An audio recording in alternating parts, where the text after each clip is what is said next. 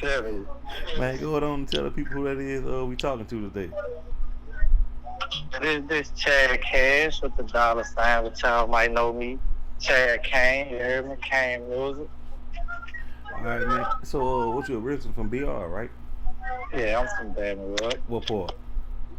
Well, I'm from Scotland, but I grew up in Glen Oaks. I rep that Oak to the fullest, but Oh that's yeah, I my ain't knew home. that. Man, Yeah, I hold it down for that Oak. what it was like for you growing up in BR, meaning Lenox area? Well, shit. Regular childhood. I had a childhood, sports, music. I always spoke with that music, but that's always been my life, bro. Jammed in with Steve Dollar. Went from there. I was young, probably about 13. He put me in the studio and shit. I went from there. I ain't really grow up with no real guidance. My dad had died when I was young, so it really was Damn. the streets and music for me, bro.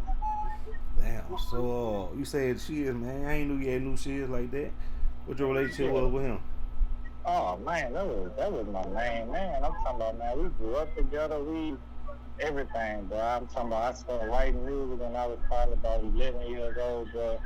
He found out I was writing. He instantly put me in the studio. The first song we did was called "Polo to the Flow." That motherfucker on YouTube still to this day, man. But yeah, man, that was my dog, man. My ace. Oh shit. Hey, so how the Kane movement started? Well, really and truly, it was like a branch out from Easy Hustle. Mister was with Easy Hustle coming up or whatever. Yeah. And, they had some of this shit going on, whatever the case was. And, we just branched off and came together to do our own thing, separate from it. But I'm saying, like, who came up with that Kane? Like, what made y'all start calling yourself Kane? Well, it really was like a group idea, but it's like, Mister was the rapper. He like, we need to start something to do our own thing, and we was like, you know, came up with an agreement on what'll be a trend. What can we start that'll make us stand out, that'll make us different from everybody else? So, it went from that to Mr. Kane, Chad Kane, One Kane, Deezy Kane, and it blew up from there, bro. Oh shit. And which I had Juan and Gus over there too, huh? Yeah, One and Gus, they was with the sound too. Hey, what you can tell us about them? Oh man, that was One and Gus, bro.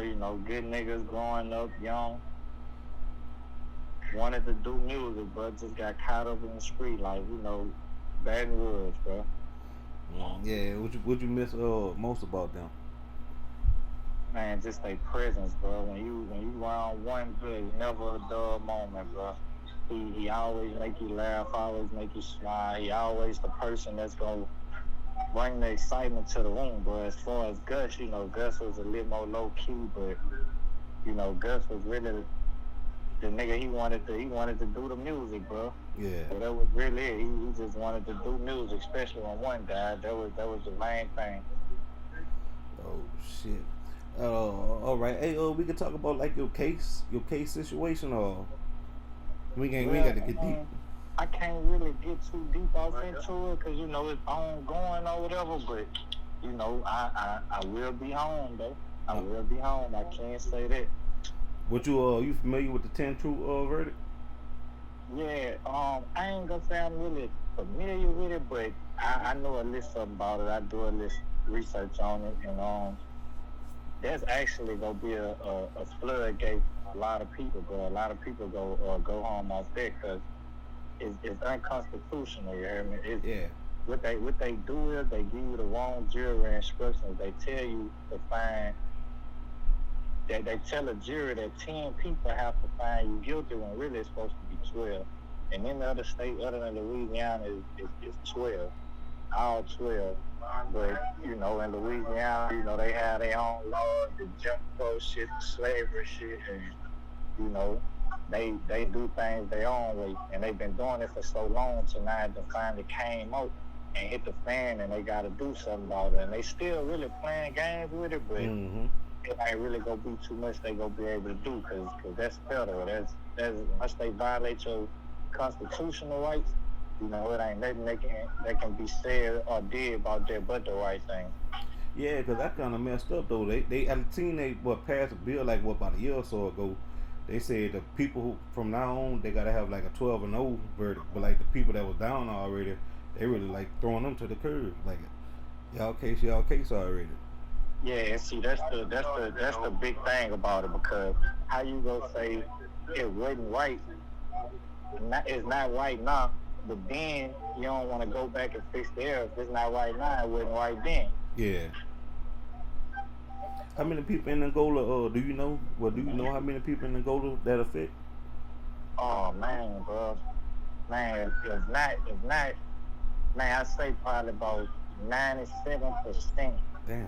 97% of the population, bro, and the other 3%, they still have a big shot at using it up because, like I say, the judge, it's in the jury instructions for the judge to read out in open court where he telling them that only 10 of you all have to find them guilty. So, what you saying that's illegal procedure. You're not giving me fair due process.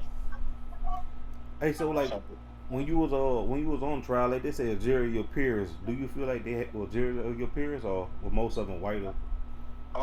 me personally, in my case, I didn't have no jurors in my peers, and that's I was a juvenile when I caught my charge, so the jurors of my peers would have been anywhere from 18 to 26, and I actually ain't had nobody on my jury panel that was in my age bracket at all, and I think it was because of the music and the conflict dealing with that, but for whatever reason it was illegal. You heard me? That's why I say I'll be back. Yeah, because I know when I was watching the news, they all kept talking about Cain Music Mafia, Cain Music Mafia. Did they bring that up a lot during your trial, like rap beef? Yeah, they definitely brought that up. That was like the main thing. They brought that up. They tried to use the shit with Boosie and what they had going on before our time came. They tried to use all it up, saying we were promoting violence. Saying that I was a madman, saying Mister was like a godfather, and all kind of shit. But they just painted a picture to the jurors and try to paint a picture to the people that we was just this bad group of people that were just promoting violence. You know what I'm saying? Yeah, shit. Damn, man, I'm sorry to hear that, bro. Really mess over you. Yeah, but the only reason they did that was because of who we was. Yeah, Louisiana ain't really about. they really don't want to see no rappers, no rap big Nah, city like Atlanta or something. nah, and if you look into the details of Baton Rouge, bro, you'll see like you know, I'm gonna just say the new era dealing with Young Boy and Fredo and just a lot of up and coming dudes. If they don't get gunned down in the streets, then the system find a way to jam them up, bro. Yeah, And that's what mess us up. We already can't stick together, so with us against each other plus the system against us, it's really lose. damn, man, you right on that. Hey, so what the tip of your day is in Angola? Like, what y'all do, like, from the moment y'all wake up to the moment y'all go to sleep? Oh man, shit.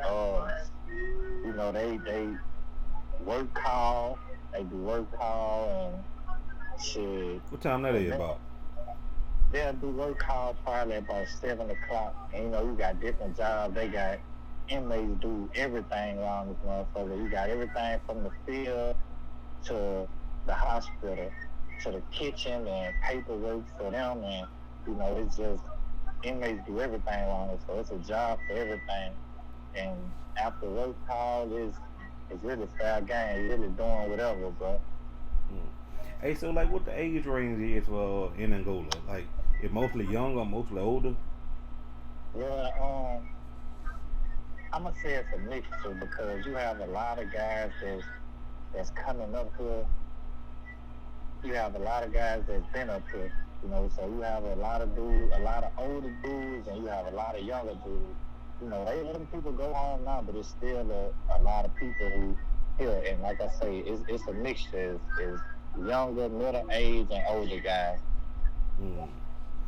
Man, what you tell these younger kids out here, man, around here? Cause right now, man, Baton Rouge off the chain, bro. They shooting down there every day, every other day, and they don't really care. They couldn't get down in broad daylight. What you tell them younger kids about that? Man, don't let that music influence your lifestyle, bro. Behind the music, it's a people living real life. You know what I'm saying? Yeah. And you know, you can it like my mom and my grandmother used to always tell me that trouble easy to get into but hard to get out of. And the system ain't playing, but the system ain't playing. Once they get you, they trying to trap you, keep you in. It ain't no revolving door. They trying to lock you down, lock you in, bro. And in the street shit, it's either two ways out, bro. It's either you go die, you go come to jail, bro. It's very few that make it out. Damn, So man. my advice really would be, brother, find you a hustle, man. You know, it ain't always about being the biggest gangster. It ain't always about being, you know, the tough guy. You know, you got a family, feed your family. You know, ain't nothing wrong with getting a job, bro. Ain't nothing wrong with, you know, going to get off in that plant. Ain't nothing wrong with going to work at McDonald's. Ain't, you know, they hiring everywhere. There's jobs everywhere, man. You know, feed your family. Do that for your family, because, you know, when you die, you go to jail, you ain't the only one hurting when you go to jail. Your family hurting. When you die, you ain't here to see the grief that they gotta go through. They hurting, bro. Yeah. So, Hey, what you think about most about being free? oh man, everything, bro. The smallest thing from walking outside on the porch to going in the refrigerator to, you know, family time, family gatherings, getting dressed, bro. I ain't lying. I miss putting that shit on, bro. You know, just everything about home, bro. No, man. Anything you want to tell the people, man, before we wrap it up?